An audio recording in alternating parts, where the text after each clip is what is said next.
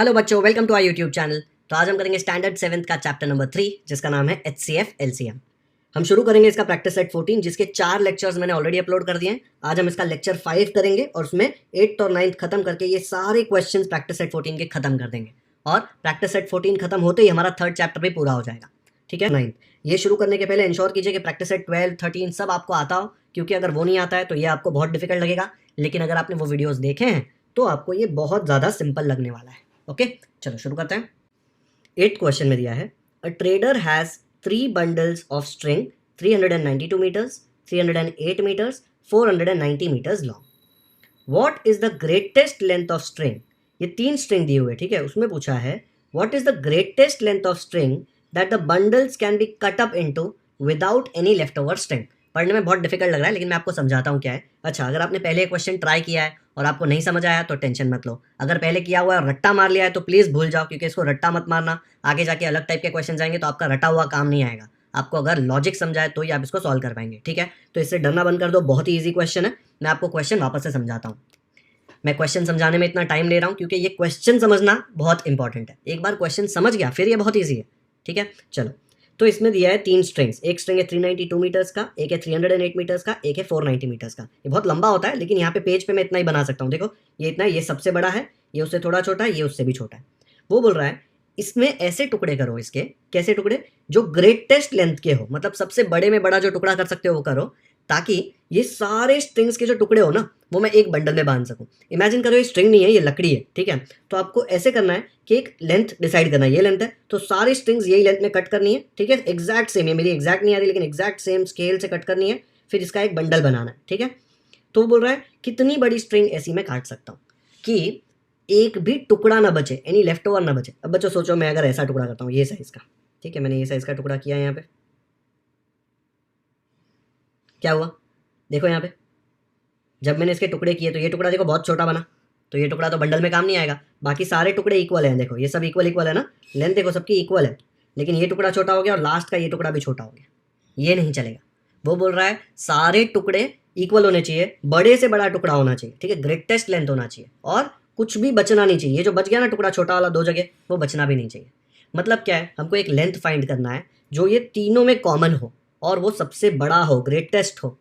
तीनों में कॉमन ऐसा कौन सा चीज़ होता है, फैक्टर होता है ना, तीनों का कॉमन फैक्टर निकालना है, वो ग्रेटेस्ट होना चाहिए। ग्रेटेस्ट कॉमन फैक्टर मतलब क्या बोल रहा है वो, हाईएस्ट कॉमन फैक्टर ना, HCF।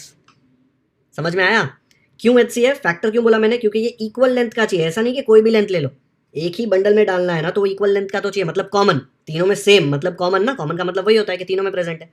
और ग्रेटेस्ट होना चाहिए मतलब हाईएस्ट कॉमन फैक्टर। समझ गए, तो हम लोग ये 3 का हाईएस्ट कॉमन फैक्टर निकालेंगे और वही लेंथ होगा। जब मैं इनके टुकड़े करूंगा ना तो वो इक्वल लेंथ के बनेंगे, कुछ भी छोटा टुकड़ा अलग से रह भी नहीं जाएगा, कुछ वेस्ट भी नहीं होगा। ओके, तो चलो इन तीनों का HCF फाइंड करते हैं। कैसे करेंगे, तो यहाँ पे मैंने पहले से लिख दिया, the required greatest length of string is the HCF of these 3 numbers 392, 308, 490। मैंने आपको एक्सप्लेन किया ना HCF क्यों। अभी हम लोग इसका HCF निकालते हैं। ऐसे बना देंगे, सबसे पहले प्राइम नंबर 2 में चेक करेंगे। देखो इवन है, इवन है, इवन है, तो हम लोग 2 यूज़ कर सकते हैं ना। चलो 2 में कट करते हैं इसको, 2 1 जार 2, 1 9 हो जाएगा, 2 9 जार 18 और 2 6 जार 12। यहाँ आ जाएगा 2 1 जार 2, 2 5 जार 10, 2 4 जार 8। यहाँ पे आ जाएगा 2 2 जार 4, 2 4 जार 8, फिर 1 बचेगा, 2 5 जार 10। ठीक है, अब यहाँ पे 2 में चेक करो, 2 में देखो ये जाता है, ये जाता है, लेकिन ये नहीं जाता बिकॉज ये तो ऑड है। अगर 2 में एक भी नंबर नहीं जाएगा तो 2 का काम खत्म। हम लोग HCF निकाल रहे हैं, HCF में तीनों जाना चाहिए। तो 2 के बाद नेक्स्ट प्राइम नंबर है 3, 3 में चेक करो, 1 + 9 10, 10 + 6 16, 16 3 में नहीं जाता तो 196 भी 3 में नहीं जाएगा। अभी 196 अगर 3 में नहीं जा रहा है तो ये दोनों चेक करके टाइम वेस्ट करना है क्या, तीनों जाएगा तो ही हम लोग ले सकते हैं ना नंबर। अगर यही नहीं जा रहा है तो 3 का कोई काम ही नहीं है। नेक्स्ट 4 चेक करेंगे क्या, नहीं 4 एक प्राइम नंबर ही नहीं है तो चेक ही नहीं करना है। नेक्स्ट उसके बाद 5 चेक करो, 5 में ये जाएगा लेकिन ये दोनों तो जाएगा ही नहीं, बिकॉज ये दोनों में देखो एंड में 5 या 0 नहीं है, तो 5 क्या। 6 चेक करना चाहिए, बिल्कुल नहीं, 6 is not a prime number. 5 के बाद next prime number is 7, 7 check करो, 7 तो आपको चेक करना ही पड़ेगा। देखो 7 2 जार 14, क्योंकि 7 का कोई रूल नहीं है, आपको टेबल करके ही चेक करना पड़ेगा। 7 2 जार 14, 5 बचेगा, 7 8 जार 56, ये जाता है। 7 2 जार 14, 1 बचेगा, 7 2 जार 14, यहाँ पे 7 3 जार 21, 3 बचेगा, 7 5 जार 35, तीनों जा रहा है, तो हम लोग इसको 7 में कट कर सकते हैं। कैसे आएगा देखो, ये मुझे मिल जाएगा 7 2 जार 14, 56 आया, 7 8 जार 56, 7 2 जार 14, 1 4 आया, 7 2 जार 14, यहाँ 7 3 ज़ा 21, 35 आ जाएगा ना, 7 5 ज़ा 35। अब 7 में चेक करो वापस, जाते हैं क्या नंबर्स, ये जाएगा 7 4 ज़ा 28, ये जाएगा 7 5 ज़ा 35, लेकिन ये नहीं जाएगा। 7 के बाद नेक्स्ट प्राइम नंबर क्या है, 11। 11 में देखो सिर्फ ये जाएगा, 11 2 ज़ा 22, 11 3 ज़ा 33 होता है, मतलब 28 नहीं जाएगा, तो 11 का काम भी खत्म। उसके बाद नेक्स्ट प्राइम नंबर 13। 13 में भी ये तो नहीं जाएगा, ठीक है। 14 तो चेक नहीं करेंगे। 13 के बाद नेक्स्ट प्राइम नंबर है 17। 17 में भी देखो 17 1 ज़ा 17, 17 2 ज़ा 34। 17 के बाद 19। 19 में भी नहीं ना, 19 1 ज़ा 19, 19 2 ज़ा 38। आपको समझ गया ना कि अब कोई नहीं जा रहा, तीनों एक नंबर में जा ही नहीं सकते, ठीक है। तो हमारा काम यहाँ पे खत्म हो गया। तो HCF क्या आया, मैं बोल सकता हूँ therefore HCF is equal to 2 multiplied by 7 which is equal to 14।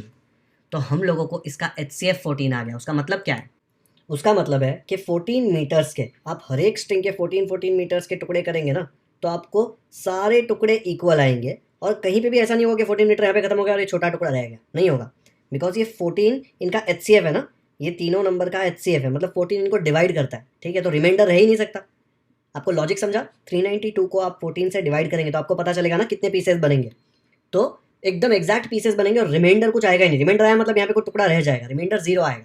इसको भी करेंगे तो रिमाइंडर 0 आएगा, इसको भी करेंगे तो रिमाइंडर 0 आएगा, ओके। बिकॉज 14 तो इनका HCF है, HCF मतलब हाईएस्ट कॉमन फैक्टर, फैक्टर मतलब इनको ये डिवाइड करता है। 392 को आप 14 से डिवाइड करके चेक करेंगे तो एक्जैक्टली डिवाइड होगा, ओके। तो हम लोग को फाइनल आंसर क्या लिखना है कि the greatest length of the string that the bundles can be cut up into without any left over string is 14 metres. सुनने में कॉम्प्लिकेटेड लग रहा है, लेकिन क्या बोलना चाह रहा है वो कि बिना कुछ बचे, विदाउट एनी लेफ्ट ओवर, बड़े से बड़ा टुकड़ा जो बनेगा वो 14 मीटर्स का बनेगा, ठीक है। तो फाइनल आंसर यहाँ से क्वेश्चन में से देख के लिखना है, दिमाग नहीं लगाना है। क्वेश्चन समझते वक्त दिमाग लगाना था, लेकिन अभी लिखते वक्त टेंशन मत लो, इजीली समझ में आ जाएगा। चलो फाइनल आंसर लिखते हैं, ये देख लो, ऐसे आएगा आंसर। ये पूरा देखो, the greatest length of the string that the bundles can be cut up into without any left over string is 14 metres. Answer complicated लग रहा है, लेकिन क्वेश्चन में मैंने आपको समझाया था अच्छे से, ओके। अब कुछ बच्चे पूछेंगे ये बनाने की ज़रूरत है क्या, नहीं है बनाने की ज़रूरत, ये मत बनाओ चलेगा, सीधा यहाँ से लिखो तो भी चलेगा, लेकिन अगर बनाओगे ना तो आपकी ही अंडरस्टैंडिंग एकदम क्लियर हो जाएगी, ओके, कि क्यों ये HCF लिया मैंने यहाँ पे, ये समझना बहुत इंपॉर्टेंट है। चलो नेक्स्ट करते हैं, वीडियो पॉज करके देख लिया ना, ओके। 9th वाले में पूछा है which two consecutive even numbers have an LCM of 180, ठीक है। टू कॉन्जिक्यूटिव मतलब एक के बाद एक नंबर नहीं, एक के बाद एक इवन नंबर। मतलब सपोज मैंने 2 लिया, 2 एक इवन नंबर है, तो इसके बाद वाला इवन नंबर कौन सा होगा, 4, ठीक है। अगर मैंने 6 लिया तो 6 के बाद वाला इवन नंबर 7 नहीं होगा, 8 होगा। तो 2 कॉन्जिक्यूटिव इवन नंबर्स, मतलब 6 या 8 सपोज, ऐसे 2 नंबर्स हैं, कौन से हैं उसने नहीं बताया। वो बोल रहा है कि उनका LCM 180 है, और आपको सिर्फ इतना इन्फॉर्मेशन दिया है, LCM 180, और आपको वो नंबर्स फाइंड करना है। बहुत डिफिकल्ट लग रहा है इसलिए इन्होंने स्टार दिया है, लेकिन ये बहुत ही ज़्यादा सिंपल क्वेश्चन है, ठीक है। ये सिंपल क्वेश्चन करने के पहले मैं आपको एक प्रॉपर्टी याद दिला दूँ। आपको प्रॉपर्टी याद है वो, HCF into LCM is equal to product of the given numbers. हमने ये प्रैक्टिस सेट में भी 2 जगह यूज़ किया था वो, HCF into LCM is equal to product of the given numbers, याद है ना।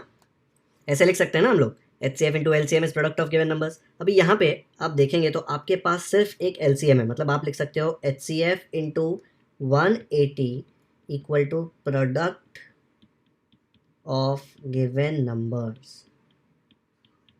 मतलब आपको इसमें से 3 चीज़ें निकालनी है ना, HCF निकालना है, product of the given numbers मतलब 2 नंबर्स है ना, वो 2 नंबर का प्रोडक्ट है, तो एक नंबर, दूसरा नंबर और ये तीसरा नंबर। लेकिन हम लोग को ये मिले ना मिले, हमको सिर्फ ये दोनों नंबर मिल गए तो हमारा काम हो गया ना। क्वेश्चन में वही पूछा, विच 2 कॉन्जिक्यूटिव इवन नंबर्स, और ये 2 नंबर के बारे में आपके पास 2 एक्स्ट्रा जानकारी है। एक तो ये कॉन्जिक्यूटिव है, मतलब एक के बाद एक, और ये इवन नंबर है। तो अगर एक भी मिल गया, लेट्स से आपको 6 मिल गया, तो आपको पता चल जाएगा कि नेक्स्ट नंबर तो 8 आने वाला है ना। तो आपको ऑनेस्टली स्पीकिंग सिर्फ एक ही चीज़ निकालनी है, वो एक चीज़ आ गई तो आपका काम हो गया, ठीक है। चलो आपको मैं कुछ एक नया प्रॉपर्टी बताता हूँ HCF का, जो आप लोग यूज़ करेंगे इसमें। यहाँ पे देखो, मैंने 3 अलग अलग जोड़ियों का HCF निकाल के दिया। पहले निकाला 10 और 12 का, यहाँ पे मैंने इनको फैक्टर्स निकाले। एक ही टेबल है जिसमें ये दोनों बार कट होते हैं, फिर कटे नहीं होते, तो इसका HCF मुझे क्या आ गया, HCF मुझे आ गया 2। फिर मैंने नेक्स्ट 20 और 22 चेक किया, देखो इसका भी मैंने निकाला, कट किया, 2 10s are 2 11s are।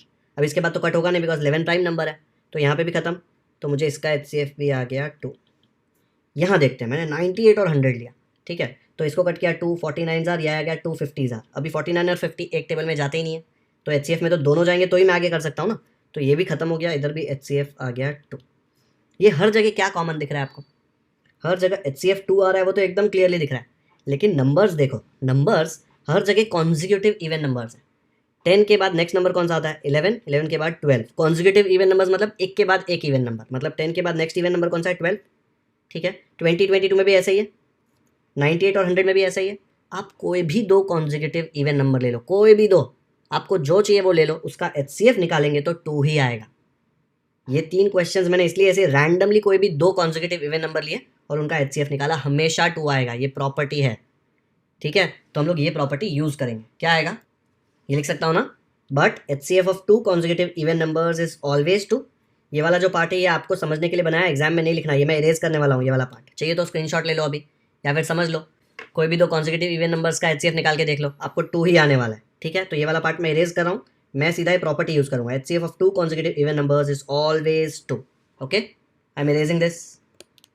तो ये मैंने इरेज करके यहाँ पे लिख दिया, but HCF of 2 consecutive even numbers is always 2। देखो यहाँ पे कॉन्जिक्यूटिव इवन नंबर्स दिए हैं, तो ये HCF हमेशा 2 आएगा। तो मैं क्या लिख सकता हूँ? देयरफॉर 2 मल्टीप्लाइड बाय, ये 180 की जगह पे 180 आएगा, सिर्फ ये HCF की जगह पे 2 लिख दिया है, ठीक है। ऐसे मत बोलना कि 2 लिखा था इसलिए ये 2 आया। हमने चेक करके देखा कि दो कॉन्जिक्यूटिव इवन नंबर लिए तो हमको आ रहा था उसका HCF 2। अब ये product of the given number तो सेम ही आ जाएगा नीचे, ये आ गया। अब 2 इंटू 180 मल्टीप्लाई करो तो क्या आता है आपको? 2 इंटू 180 मल्टीप्लाई करके 2 इंटू 180 आ जाएगा 360। This will be equal to product of the given numbers. ये ऐसे का ऐसा नीचे कॉपी करूंगा, ठीक है।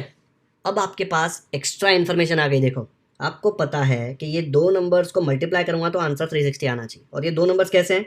डैश इंटू डैश ऐसा होगा, और ये दोनों consecutive even number, consecutive even number है वो हमको पता है, तो वो यूज़ करके, और प्रोडक्ट 360 है, वो यूज़ करके हम लोग ये दोनों नंबर निकालेंगे। तो अभी 360 के फैक्टर्स निकालते हैं, देखते हैं कि 360 को, लेट्स से मैंने ऐसा लिख दिया समथिंग इंटू समथिंग, तो यहाँ पे भी समथिंग इंटू समथिंग होगा। ये दोनों को कंपेयर करूंगा और मैं आंसर निकाल लूंगा, है ना। चलो, नहीं समझ में आ रहा, एक बार वापस देखो। 360 के फैक्टर्स निकालते हैं। कैसे निकालेंगे फैक्टर्स? प्राइम फैक्टर्स निकालने आता है ना, ऐसे करके निकालते थे हम लोग प्राइम फैक्टर्स। 2 इंटू 180, फिर 2 इंटू 90, फिर क्या आएगा 90, 2 इंटू 45। अब 45 2 में नहीं जाता है, तो 2 के बाद नेक्स्ट नंबर है 3 इंटू 15, फिर आ जाएगा 3 इंटू 5, फिर आ जाएगा 5 इंटू 1, ठीक है। तो 360 क्या मिल गया मुझे? 360 मुझे मिल गया 2 multiplied by 2 multiplied by 2 multiplied by 3 multiplied by 3 multiplied by 5। अभी यहाँ पे आपको दो जोड़ी बनानी है, लेकिन वो दो जोड़ी ऐसे बनानी है कि ये दोनों नंबर जो आएंगे जोड़ी में वो कॉन्जिक्यूटिव इवन नंबर्स होने चाहिए, ठीक है। कॉन्जिक्यूटिव इवन नंबर मतलब 2 तो दोनों तरफ होगा ही। तो चलो मैं ट्राई करके देखता हूँ। मैं पहले ये 2 के साथ ये 3 और ये 5 लेता हूँ, ठीक है। तो क्या मिलेगा मुझे?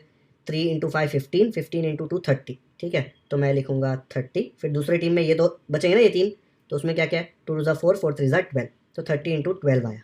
लेकिन ये 30 इंटू 12 कॉन्जिक्यूटिव इवन नंबर्स तो नहीं है ना। 12 और 30 के बीच में तो कितने सारे इवन नंबर आएंगे, 14, 16, 18, 20, तो ये तो नहीं है। तो ये जोड़ी हमने जो बनाया वो गलत है, ठीक है। तो ये जोड़ी हम लोग कैंसिल कर रहे हैं। दूसरा जोड़ी लेके देखो।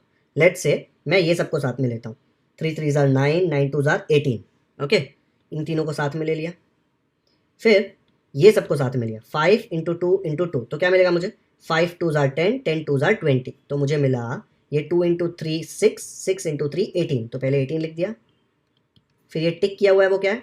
2 इंटू 2 4, 4 इंटू 5 20, हो गया ना काम। 18 एंड 20 तो कॉन्जिक्यूटिव इवन नंबर्स है ना। तो मैं जहाँ पे 360 लिखा है वहाँ पे क्या लिख सकता हूँ? 18 इंटू 20 लिख सकता हूँ ना। और 18 इंटू 20 तो कॉन्जिक्यूटिव इवन नंबर्स हैं। तो मैं product of the given numbers पूछा था, तो 18 इंटू 20 लिखा, मतलब वो दो नंबर्स कौन से बन गए? 18 एंड 20। आया समझ में? तो यहाँ पे 360 देखो, मैंने फैक्टर्स निकाले, तो 360 के जगह पे मैंने लिखा 18 इंटू 20, यहीं से निकाला था, ओके। तो product of the given numbers 18 into 20, मतलब ये दो नंबर्स कौन से हो गए? 18 एंड 20। चेक करो, कॉन्जिक्यूटिव इवन नंबर्स है ना। और कोई भी जोड़ी बना दो इसमें, नहीं बनेगी, 18 और 20 की ही बनेगी, ठीक है। काफ़ी सिंपल था ये तो फाइनल आंसर लिख दो इसका, ऐसे आ जाएगा final answer. The two consecutive even numbers having an LCM of 180 are 18 and 20। ये क्वेश्चन में सबसे ज़्यादा इंपॉर्टेंट ये वाला पार्ट था। ये मैंने आपको 2-3 एग्जाम्पल लिख के बताए थे, जो मैंने इरेज कर दिया, सोल्यूशन में नहीं लिख रहा है, लेकिन वीडियो रिवाइंड करके देखो। मैंने आपको एग्जाम्पल बताया था कि दो कौन से भी कॉन्जिक्यूटिव इवन नंबर्स ले लो, उनका HCF हमेशा 2 आएगा। तो वो हमने यहाँ पे यूज़ किया HCF के जगह पे 2। ये प्रॉपर्टी नहीं पता होता ना तो आप सॉल्व ही नहीं कर पाते ये क्वेश्चन। ये प्रॉपर्टी इतना ज़्यादा इंपॉर्टेंट है ये क्वेश्चन के लिए, ओके। वीडियो पॉज करके देख लो एक बार। बाकी तो ये बहुत सिंपल था ना। ये जोड़ी बनाने वाला काम तो हमने पहले भी कितनी बार किया है। अभी थोड़ा ध्यान से जोड़ी बनाया ताकि हमको कॉन्जिक्यूटिव इवन नंबर्स मिले, ओके। चलो वीडियो पॉज करके देख लो एक बार, आ गया समझ में? खुद से अपने नोटबुक में एक बार ये कॉपी करो अच्छे से, ऐसे ही खाली देख के मत छोड़ देना। एक बार कॉपी करोगे तो एक एक स्टेप लिखते लिखते आपके दिमाग में जाएगा वो स्टेप, तो ही समझ में आएगा। डन? तो आज का लेक्चर यहीं पे खत्म करते हैं। आज मैंने आपको question number 8 and question number 9 कराया, एंड फाइनली 5 लेक्चर बाद हमारा प्रैक्टिस सेट 14 खत्म हुआ। प्रैक्टिस सेट 14 को हमने 5 लेक्चर्स लगाए, लंबा थोड़ा प्रैक्टिस सेट था ना, कुछ कुछ प्रॉब्लम्स जो थे अलग टाइप के थे, इसलिए मैंने आराम से किए हैं क्वेश्चंस। अगर आपको ये वीडियो अच्छा लगा हो तो इसे लाइक ज़रूर करें, इसका लिंक अपने दोस्तों के साथ व्हाट्सएप पर शेयर करें ताकि उनको भी ये चैप्टर अच्छे से समझ में आ जाए। ये चैप्टर भी हमारा खत्म हो गया है। ये कुछ जो प्रॉब्लम्स थे 8th वाला और फिर 6th वाला, इसमें हमने कितना दिमाग लगाया था ना सॉल्व करने में, बहुत मज़ा आया था प्रैक्टिस सेट करने में। तो आप अगर आपके फ्रेंड्स को बताएंगे तो उनको भी मज़ा आएगा। अगर आपने हमारे चैनल को अब तक सब्सक्राइब नहीं किया है तो सब्सक्राइब करना ना भूलें, क्योंकि हम ऐसे ही सारे प्रैक्टिस सेट के डिटेल्ड सॉल्यूशंस अपलोड करते रहेंगे। बेल आइकन पर भी क्लिक कर दीजिए ताकि जब भी मैं इसके बाद का नेक्स्ट वीडियो बनाऊँ नए चैप्टर पे तो आपको तुरंत नोटिफिकेशन आ जाए और आप कोई भी इंपॉर्टेंट लेक्चर मिस नहीं करें। कमेंट सेक्शन में मुझे ज़रूर बताएं कि आपको ये वीडियो कैसा लगा, या फिर कोई भी क्वेश्चन जो मैंने आपको खुद से सॉल्व करने दिया था आपने खुद से किया, तो कमेंट सेक्शन में लिखिए कि I solve this question on my own. आपका ये कमेंट देखकर मुझे बहुत खुशी होती है, क्योंकि मुझे समझ में आता है कि मैं जो सिखा रहा हूँ वो आपके समझ में आ रहा है। Okay, thank you so much for watching this video.